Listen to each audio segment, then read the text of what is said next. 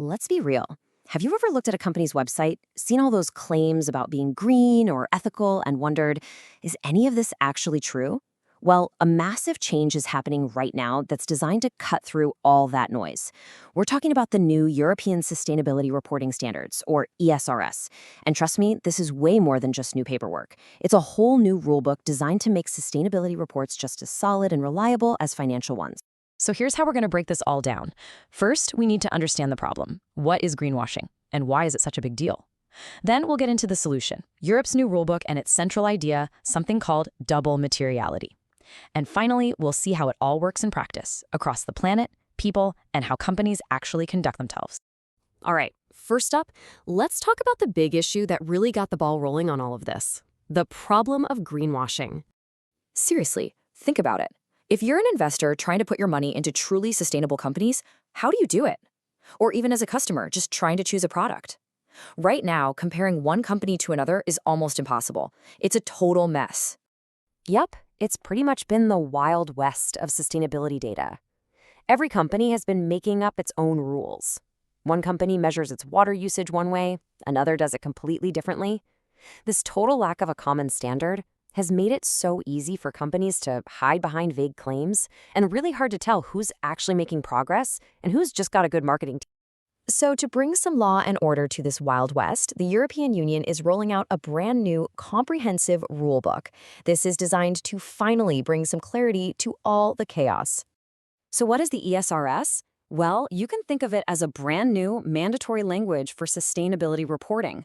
The goal is huge but simple.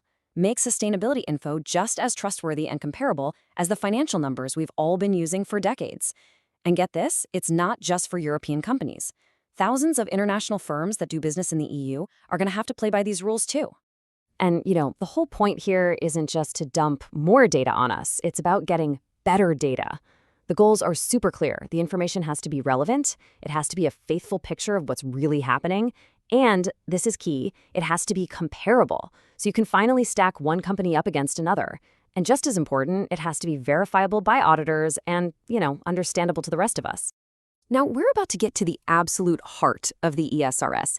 It's a concept that sounds a bit academic, but I promise you it is a total game changer. It's called double materiality, and it completely flips the script on how companies have to think about their impact on the world. So what does that actually mean? In the simplest terms, a company now has to look at two sides of the same coin. It's not enough anymore to just think about how sustainability issues like climate change might affect the company's profits. Now, they also have to report on how their own business affects the world and its people. It's a two-way street. And this visual just breaks it down perfectly. On one side, you've got the inside-out view. That's impact materiality, the company's effect on the world. See the arrow pointing out? But on the other side, you have the outside-in view. That's financial materiality, how the world's issues create financial risks and opportunities for the company. Arrow pointing in. They have to report on both. Let's make this super concrete. Imagine a big clothing brand. Under these new rules, they have to report on their impact materiality, things like the water pollution from their dye factories or the labor conditions for their workers, but they also have to report on their financial materiality, things like the risk that a drought could make cotton prices shoot up or the financial damage they'd face from a big supply chain scandal. See? Two sides. Okay, so now that we've got that core idea of double materiality down, let's see how it actually plays out, starting with what companies have to report about their impact on the planet. So the E in ESG gets a major upgrade here. Of course, it covers climate change. That's the big one everyone thinks of. But it goes so much further. Companies now have to report on their pollution, their use of water, their impact on biodiversity and ecosystems, and how they're shifting to a circular economy. It forces this incredibly holistic view of their environmental footprint. And this is absolutely critical. It is no longer enough for a company to just say, hey, we're going to be net zero by 2050 and call it a day. No way. Now they have to show their work. They have to produce a clear step-by-step plan, like the one you see here, that details the specific actions they're going to take to get from where they are today to their target. It's all about proof. All right, next up, the ESRS takes that exact same level of detail and applies it to social issues, the S in ESG. This is all about how a company's actions affect people, both inside and outside the company walls. And just look at how broad the scope is here. It's not just about a company's own direct employees anymore. The rules force companies to look outward, to report on the workers all the way through their supply chain, to the communities where they operate, and even to the final consumers of their products. It's a huge expansion of responsibility. And some of these requirements are incredibly direct and powerful. For instance, a company now has to come out and state clearly whether or not all of its employees are paid an adequate wage, which is basically a living wage. And if they're not, the company has to say so and explain where and to how many people that applies. I mean, this forces companies to answer some really fundamental questions, out loud and on the record. Are people earning enough to actually live on?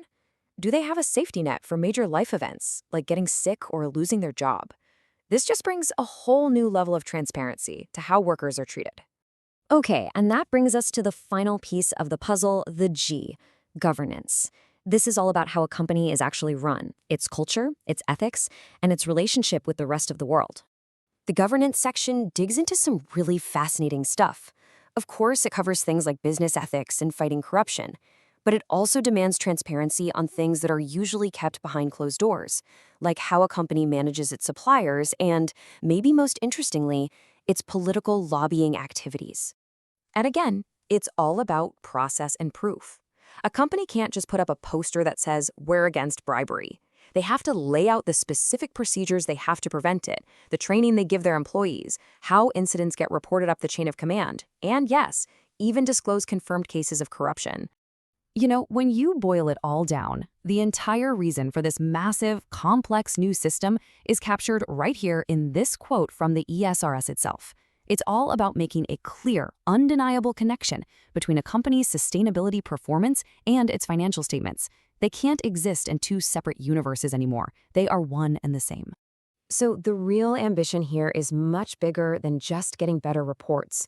The hope is that by making all this stuff transparent, verifiable, and comparable, the ESRS will actually change how companies behave for the better. And that leaves us with a really big question to think about. What happens to the world of business when the things we say we value are finally things we can all measure? Don't forget to subscribe to our channel and hit the bell icon. You can also show your support by sending super thanks. Thank you for watching.